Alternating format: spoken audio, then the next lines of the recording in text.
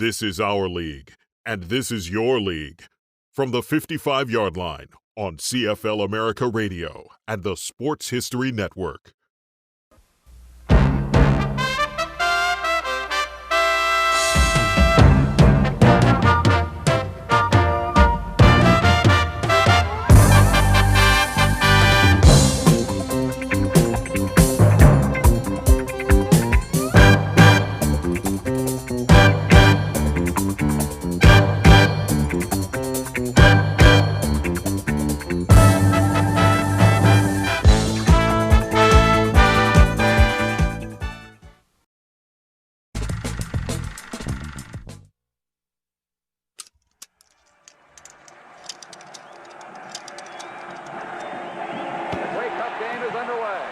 In 1969, the Canadian Football League decided to hold its annual Grey Cup in Montreal.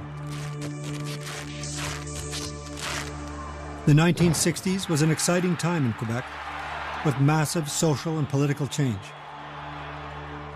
But Montreal was a troubled city, frightened by an underground terrorist group called the FLQ. They had planted bombs in the city since 1963. In the months and weeks before the Grey Cup, they were in the midst of their most intense bombing campaign.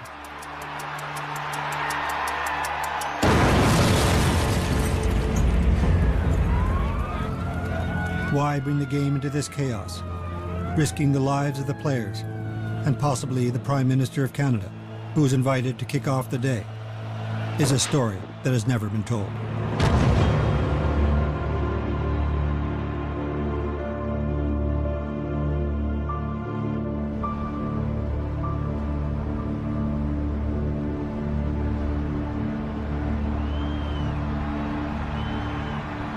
Montreal's Molson Stadium. It has sat on the slope of Mount Royal since 1919, when it opened on the campus of McGill University, the birthplace of Canadian football.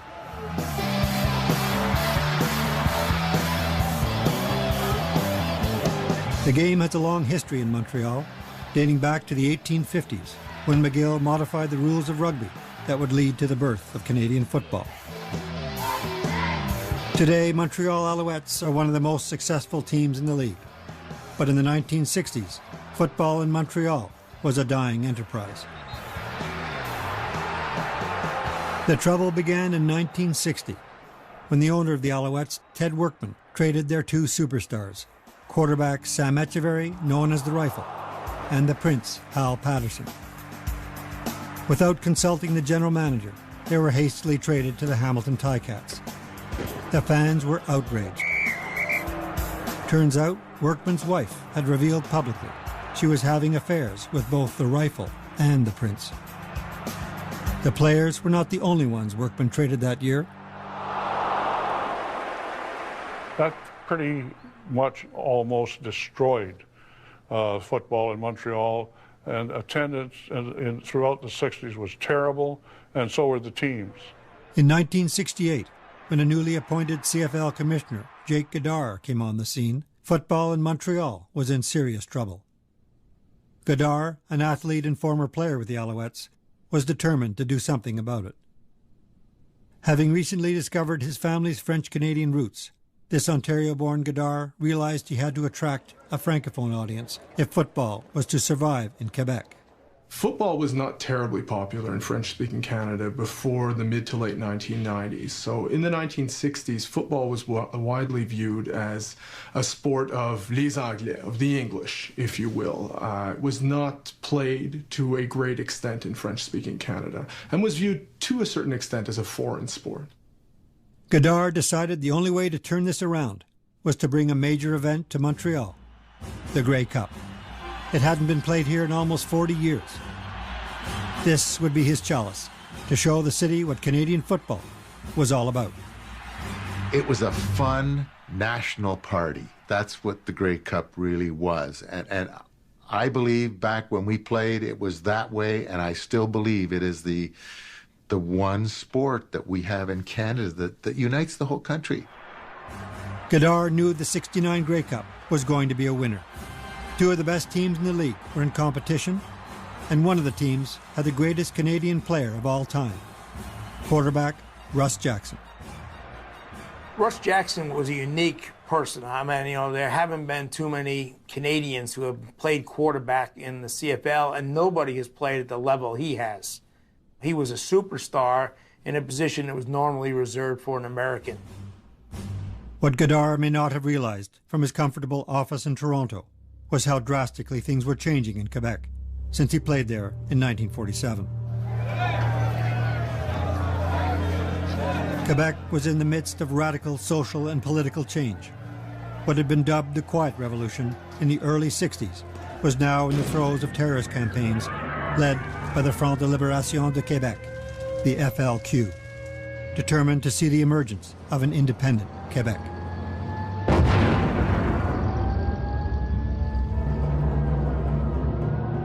While Russ Jackson was undeniably the Canadian hero in the football field, the unsung hero on the streets of Montreal was a cop from Pointe St. Charles who had volunteered to join the bomb squad. It was actually a few minutes after the first fatal bombing that took place in Montreal, 21st of April of 1963.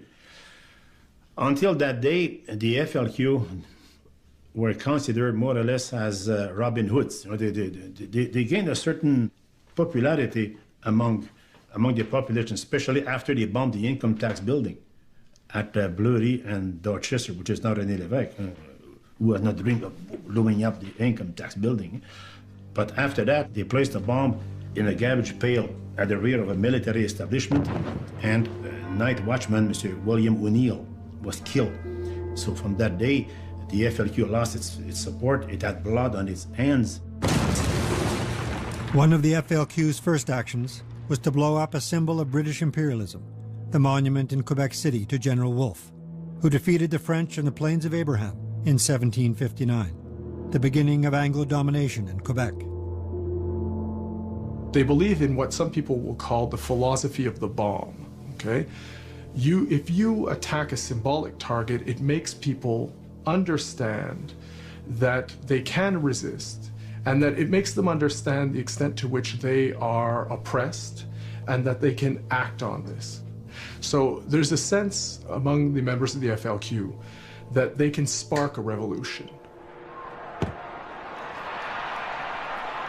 Football would have been an interesting target for the FLQ. A Canadian football game and the Grey Cup, moreover, where Ottawa was playing and where the Prime Minister was expected to be in attendance. And of course, the FLQ, hates Prime Minister Trudeau. He hated French Canadian and Quebec nationalism and was openly contemptuous towards the idea of an independent Quebec.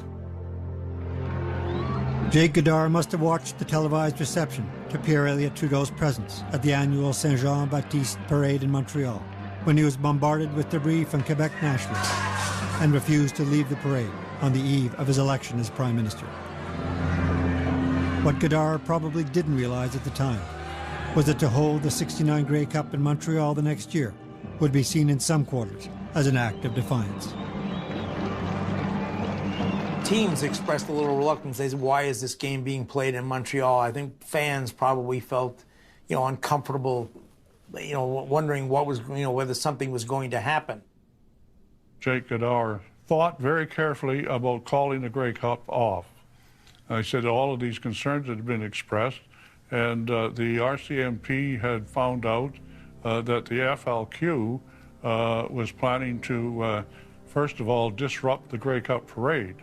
And he said, I had visions in my head of the Saskatchewan marching band going down one street and coming to the corner and running into an FLQ mob coming the other way. And so he was determined that security would be the utmost. The other problem Godard had was the ambitious Jean Drapeau, the mayor of Montreal. Drapeau, pumped from the success of Expo 67, was into the big leagues now and wanted to attract an American NFL franchise to adorn his first-class city. If Montreal got a team, then Toronto would want one. And if you lost both of those cities, then you'd really be in trouble. You'd basically have a very provincial league basically set in Western Canada, possibly a team in Hamilton, but would a team in Hamilton or Ottawa survive if people could go, next big city over and watch an NFL game? So there was quite a bit of concern over, the NFL making an incursion here. Godard was afraid of the domino effect. If you lose Quebec, you might lose the league. The unraveling of a national institution like the CFL was a metaphor for the country, and the newly elected Prime Minister of Canada would not have missed the symbolism. Trudeau and Godard had a similar problem on their hands. Jake Godard really treasured this league. He really believed it was an important national institution, an important part of our culture, and that it must be preserved and nurtured at all costs.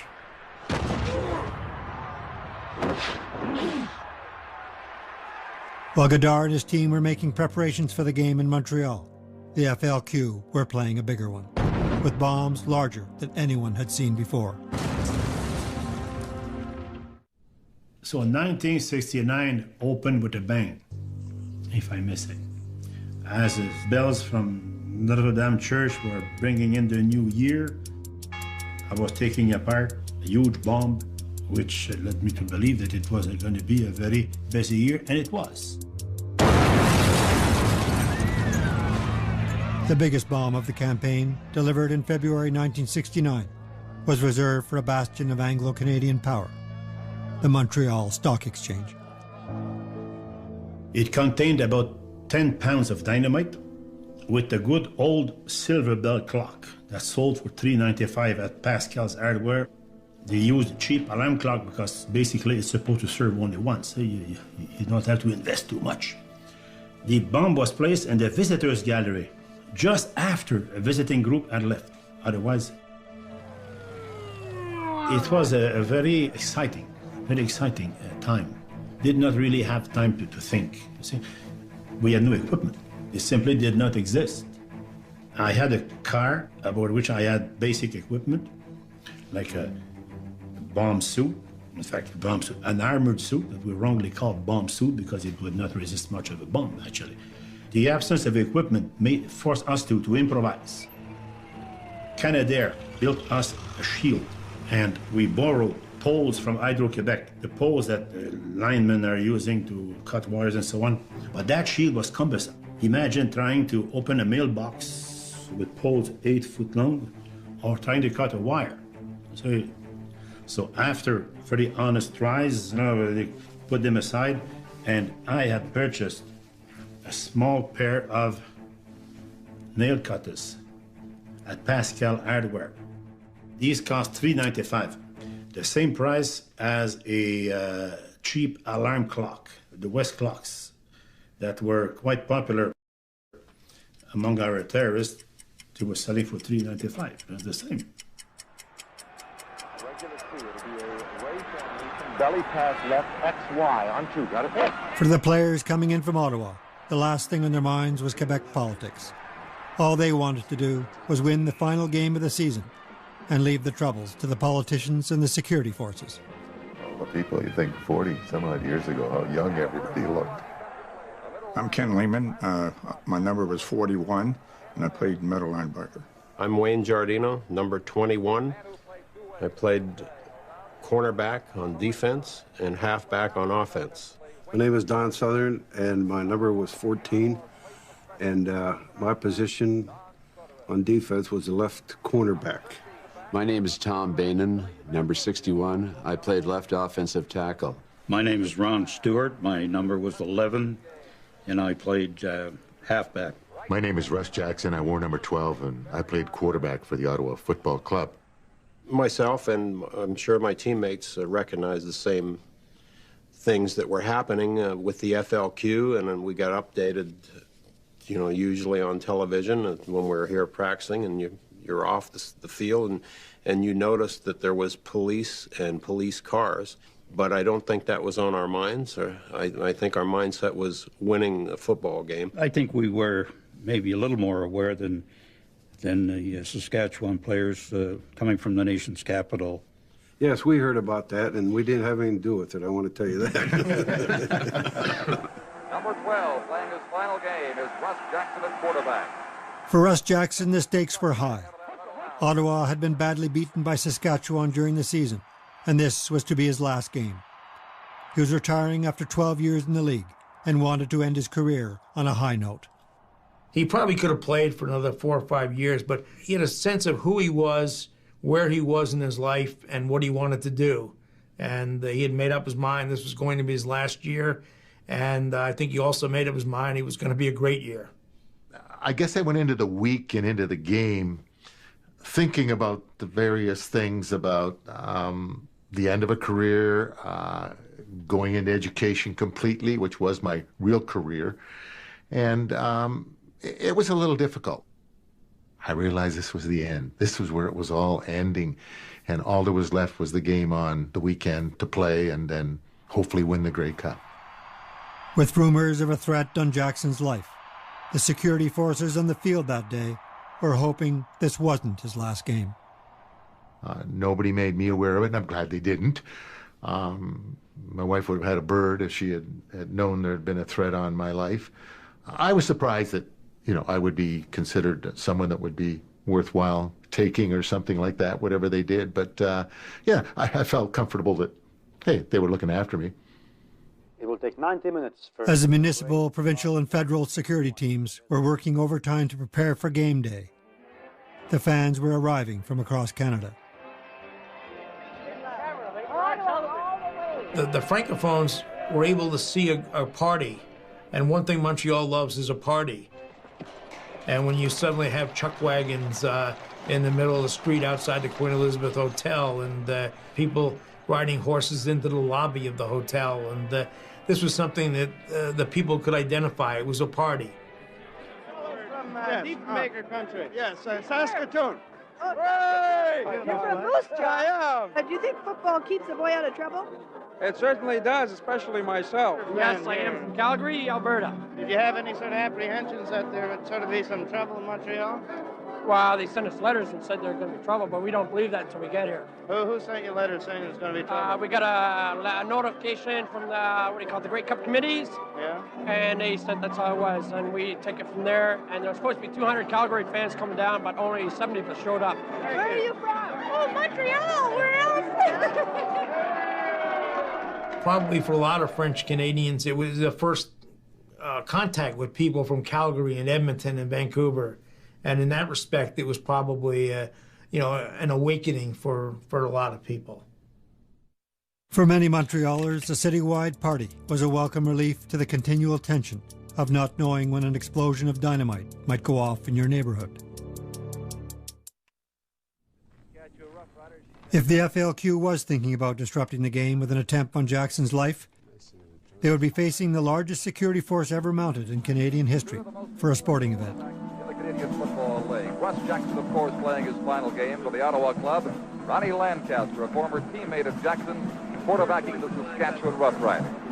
A tremendous number of outstanding players are in the Hall of Fame from those two particular teams in that particular era.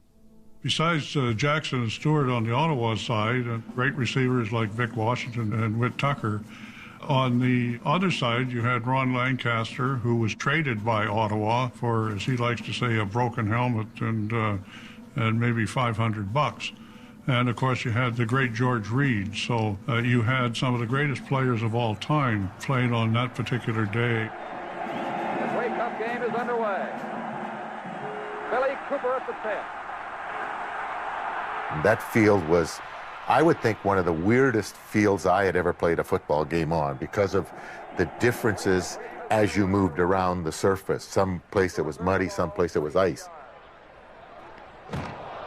Russ, do you remember I had a coffee cup full of sand when I'm going to come out to kick? What, to kick to make sure it was smooth? I'd put sand down where my plant foot was, because in practice I'd put my plant foot down and I went on my ass. Yeah. Where the hell did you get the sand from? Yeah, underneath the damn stands. Put it in your pocket? I put it in my jock strap. A very difficult time establishing in charge, so Jackson's having a lot of Oh, That's Ross. Boy, that's one of those slippery spots, eh? Saskatchewan in possession at the 30-yard line. Yeah. Soupy. Get him, Soup. Throwing underneath. Ford, touchdown! First one, first big break, eh? Saskatchewan turns a break into a scoring play.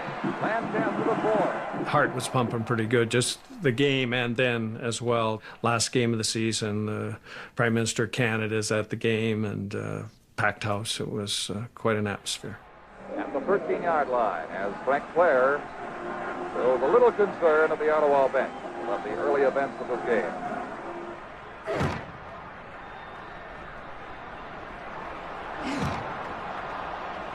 The first quarter was rather devastating to us because, boy, something happened and the score was 7-0. And they got a safety touch later. All of a sudden, the score was 9-0. The score wasn't the only problem for the Ottawa team. Jackson had taken a hard hit in the first quarter and now had to play the rest of the game with a separated left shoulder. Wonder how many of those guys standing around there are security people. A lot of them. There's probably a lot of security there that we never saw. That's the good Have a security. camera in their hand. The good security are the guys you don't notice. Like most Francophone Quebecers, Bob Cote was not interested in the game of football. The only game on his mind these days was how to protect the citizens of Montreal and prevent the FLQ from scoring a victory on the streets of his hometown. With just 2 days before the Grey Cup, things were heating up. We have heard rumors there might be a move to block the parade at Dominion Square. In any event, we will be prepared to take care of any situation. Grey Cup was planned for November the 30th. So the climate was very heavy. Mayor Drapeau had proposed and the council had voted on a bylaw which prohibited any demonstration in Montreal. So that bylaw was strongly contested. It was expected by the social groups, and they were planning to make some noise about it. So the planning of security for the Grey Cup took place in that climate. Bombs and massive demonstrations that we expected were to take place. On the night of November 28th, just 12 hours before the Grey Cup parade was to begin, there was an illegal demonstration held at the Monument National, not far from the City Hall. Some people feared that it might be the prelude to a weekend of trouble. While Montrealers were once again taking to the streets in protest, Russ Jackson was receiving 2 Shenley Awards that night for Most Outstanding Player and Most Outstanding Canadian. The only item on Bob Cote's agenda that night was preparing for the Grey Cup parade. I was requested to make arrangements that every float be inspected. We were at LaFontaine Park at 4 in the morning, inspection of all these cars, and we were there until 10 in the morning.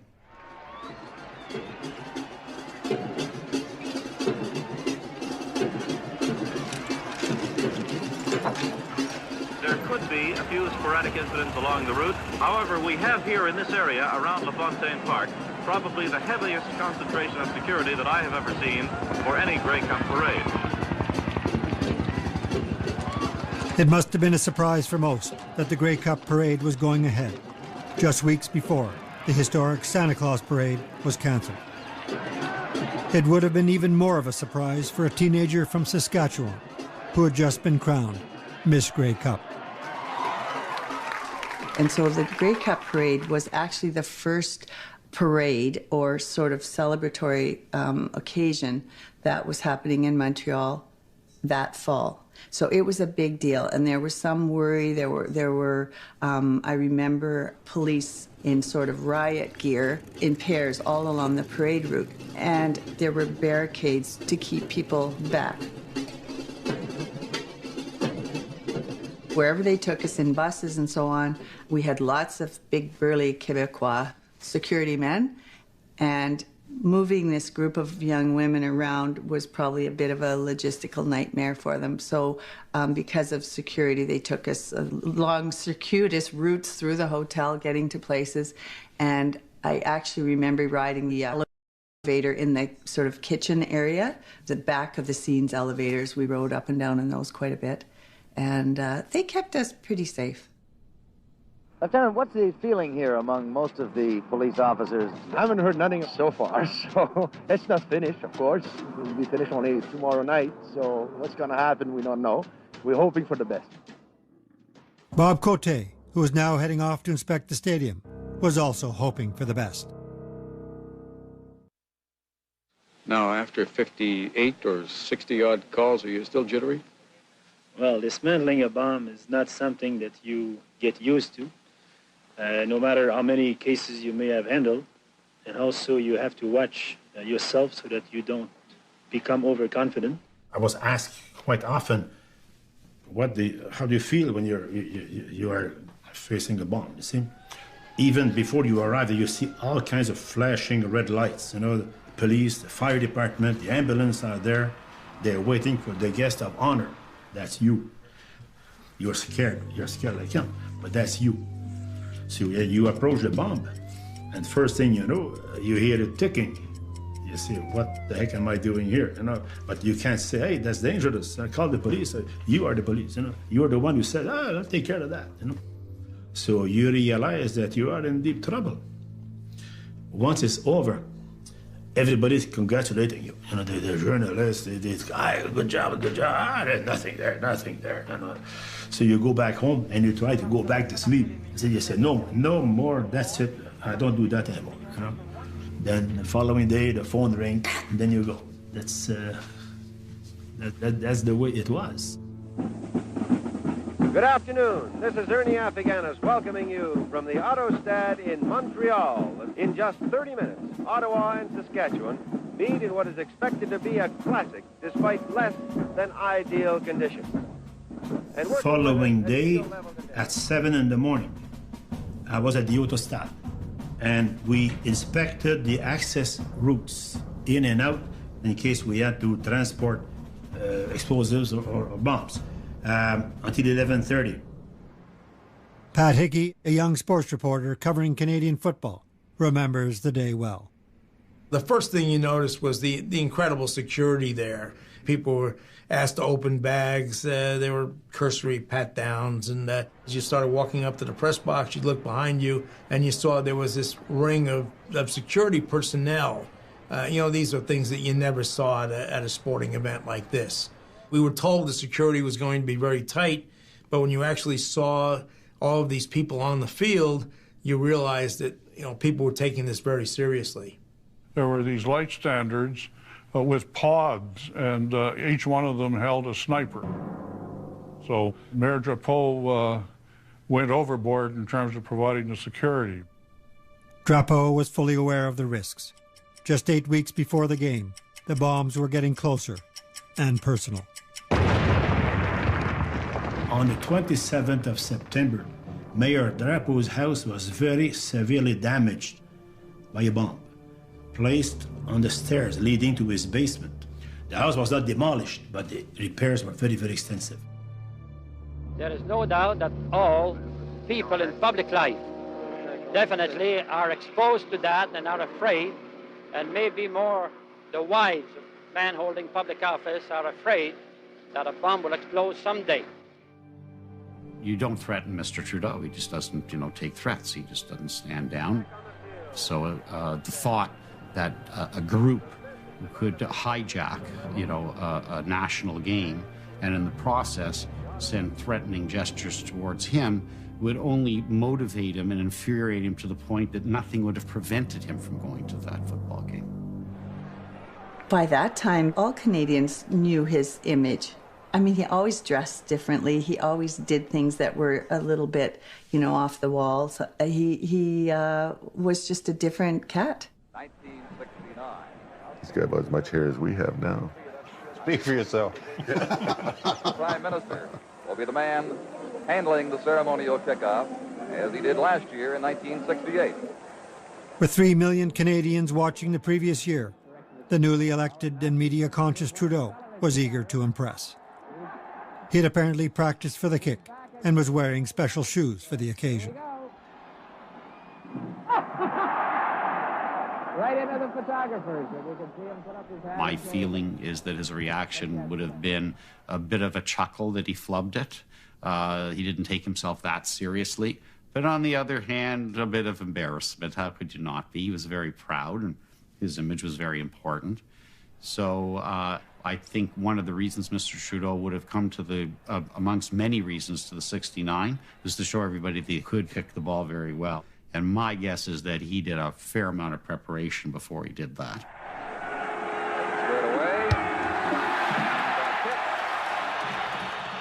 Trudeau's form was, I'd give him about a 40. He was leaning too much to the left, and he shanked the ball, as we say in kicking. Other than that, he did all right. Despite shanking the ball, Trudeau sets a new ceremonial record with 28 yards in the air, beating a previous official by 1 yard.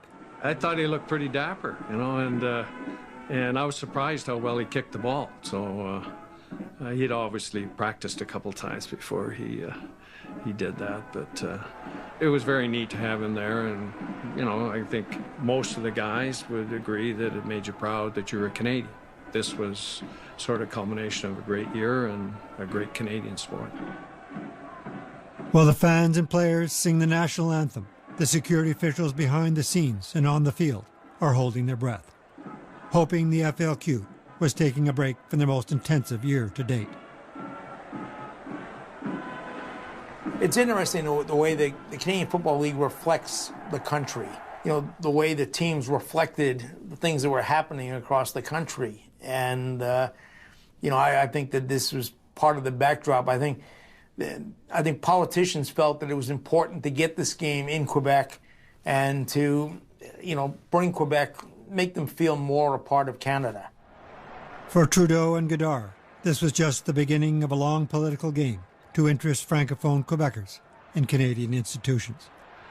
At the time, they had no idea that within 7 years, 41% of Quebecers would vote for a political organization dedicated to an independent Quebec, the Parti Québécois, that was just formed in 1968.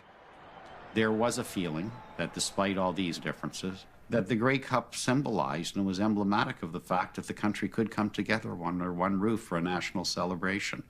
And both of them would have recognized that. Their conversations wouldn't have been, hey, did you see that great pass? It would have been of a deeper nature. Great pleasure to meet you, sir. We're wondering if sport has lived up to your expectations as a unifying force in our country. Oh, yes, and I think we have evidence of that in the past several days in Montreal. People from all over the country, from other countries, and just full of a great feel for Canada. I think the two key phrases that they both believe, first of all, you belong, and we want you. And those were the two common denominators in their beliefs when it came to Quebec, and that was either through the political realm or through the sports realm. While Trudeau and Godard were dealing with the politics of national unity, it was left to guys like Bob Cote to deal with the more extremist elements of a political movement that was strategically planning the idea of an independent Quebec.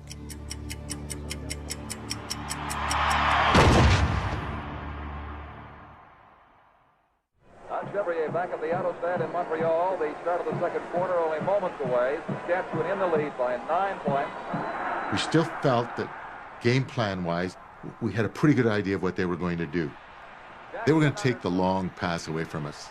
I know they're going to come after me. I know they're going to try and blitz me, because that's the way they stop you from throwing deep, is they bring an extra linebacker or two linebackers sometimes to put the pressure on you, and it doesn't give you enough time to throw the ball downfield.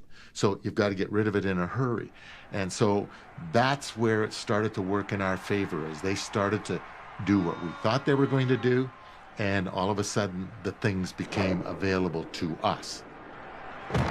For Russ, it was the short passes that started to turn things around.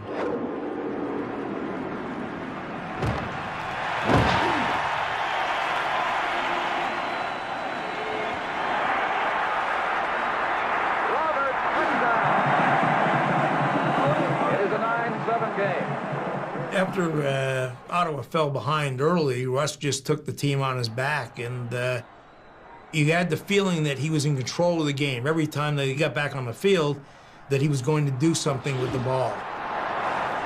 Adkins picked for Tucker on set.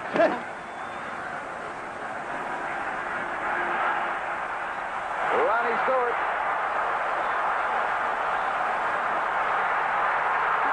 Ronnie Stewart at the field. Ottawa. Oxygen. Bring that tank. 80 yards. Yeah, it was a super run, right? Great pass. Russ Jackson is the greatest Canadian football player of all time. I don't think there's any doubt about that whatsoever. He had a unique set of skills that just couldn't be duplicated. There might have been other quarterbacks who could throw the ball as well. There might have been other quarterbacks who could run as well as he did. There might have been some quarterbacks who were innovative, but nobody had the total package like Russ had. I don't know how many times I've thrown the ball just as someone was about to hit you from behind. There's a sense, I guess, I don't know, a sixth sense or whatever it is, and I think a lot of quarterbacks have to have it or else you're going to get killed. And I've always thought that part of that is timing. You know, when you drop back to throw the ball and you're in a pocket, if you haven't got rid of it, you better move somewhere before someone, as they say, kills you. But that internal clock is measuring the time you got to do it. Any close calls in the last year and a couple of months? Well, the closest one, I would say, was one in November in the downtown store. At 2:30 in the afternoon, Bob got a call that a bomb was set to explode at a busy department store in 30 minutes. It was Friday afternoon with lots of traffic, and he had to get to Eaton's on St. Catherine Street, one of the busiest in Montreal. Fortunately, there was a police motorcycle there. So we say, hey, we got to go to Eaton's very quickly. Just follow me. I had to enter through revolving doors. So it means no equipment could be brought in the store. So I went there with my clippers. The bomb had been placed on a jewelry counter in the shoebox and was noticed when it fell on the floor. I could not see the hands. It was face down, so I pushed in the alarm button and I clipped the wire. And I came out of the store, gloves and the box under. Then for the first time in my life, I was applauded. So that's probably the closest call I had. And so it was dismantled a few minutes before, you see. But that's part of the game, you see. Getting set for the concluding 30 minutes of this 1969 very exciting Grey Cup game. At halftime, Godard and the security forces were happy it was only the game that was causing the excitement. You know, I think we all felt like we were going to come back in the second half. We had a lot of games where we came back in the last few minutes to win the game. So we felt like, hey, we could be ahead. We're just a little behind. We're going to be okay in the second half. There he goes. Oh, pressure. There he goes, a little pressure. Good play, Sensi. Great play, Sensi. Southern defending against Alan Ford, but Ford had a great chance to bring the ball in. It slipped right through his hands as you saw. The Ottawa defense were on their game that day as they continued to shut down George Reed, the greatest running back in CFL history.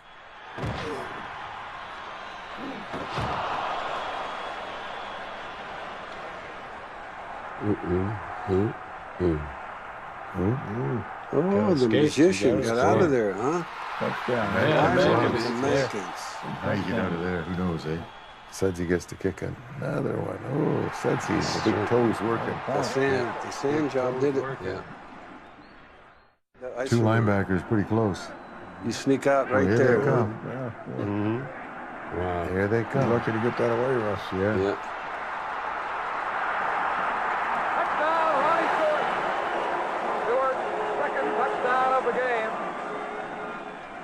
1 minute and 12 seconds left. To this day, no one has beaten Jackson's all-time record of 4 touchdown passes in a Grey Cup game. This could be the last play of the Grey Cup game. This is just running the clock out. Don't get hurt. Exactly. And it's all over. The Ottawa Rough Riders have retained the Grey Cup for the second consecutive year. As Football Commissioner Jake Udar said not too long ago, this game will have the greatest security ever. It may have taken the largest security force in history to pull off this game without a hitch, but it was an important victory for Godard and Trudeau.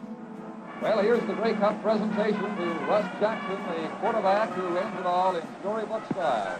I sort of offered to trade my helmet for the Tam hat because I didn't need the helmet anymore. I just was in that kind of mood, and he said he couldn't trade the hat because Margaret had knit it for him, so he couldn't give it up. So I didn't get the hat, and he didn't get my helmets. But that was a deal I was trying to make right there as I was taking the Grey Cup. Russ, how's that left shoulder? I was over at the bench, and I know you took a pretty good shot there early in the game. Oh, it's pretty sore, but it's all right. It'll be okay. It's the end of the year and the end of the career, so it's all right. The ground was awfully hard, and they drilled me once early, and I don't know, it may be separated, but it's all right. How about this plan of yours? It's all over now. 12 years of professional football, and it couldn't end any better. To this day, people still talk about like it was the ending you couldn't write, and it happened. And I have no regrets to this day about leaving that way and leaving on top. Watching the news that night, Bob Cote was relieved there were no incidents at the Grey Cup. If he had been watching Jackson that day, he might have wished he was the one retiring on top of his game. At 11 p.m., just before he was ready for bed, the phone rang. He was called to McGill University campus, where a bomb had just exploded, a few kilometers from where the game was played. Bob didn't retire for another 21 years. He was awarded the Order of Canada in 1972. After retirement from the force, he went into municipal politics and ended up deputy mayor of Montreal. Trudeau retired in 1984, having served in public office longer than any other contemporary leader in the Western world. Jake Godard also retired in 1984, having served as CFL commissioner since 1968, the year Trudeau was first elected. The two of them were passionate Canadians who wanted Quebec in the game, and for the time being, Quebec remains within Canada. Mesdames et messieurs, nous vous demandons de bien vouloir vous lever pour l'hymne national. Ladies and gentlemen, we ask you to rise for our national anthem. When the Alouettes come to Calgary or Regina, they sing the national anthem in both languages, and there's nary a peep. Whereas we all remember in Regina and Calgary and other parts of English Canada, when they sang the national anthem in English and French, they were just lustily booed. Jake deserves a lot of credit for turning that around, and there's been an indirect spin-off of that because of work like that on those kinds of fronts. Relations between English and French Canada are a lot better now than they may otherwise have been.